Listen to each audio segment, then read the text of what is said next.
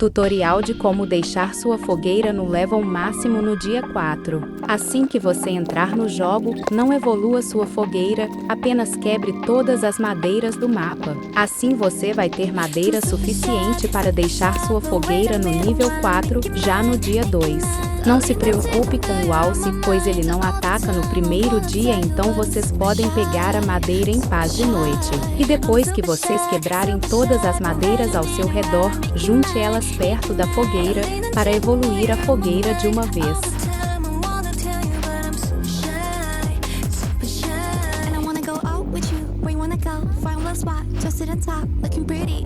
E depois tentem achar um saco bom, já no meu caso achei de primeira, mas peguem pé de coelho para trocar com o comerciante. Depois vá procurar carvão e gasolina, eles vão ajudar bastante para evoluir mais rápido, normalmente tem na parte dos lobos alfas.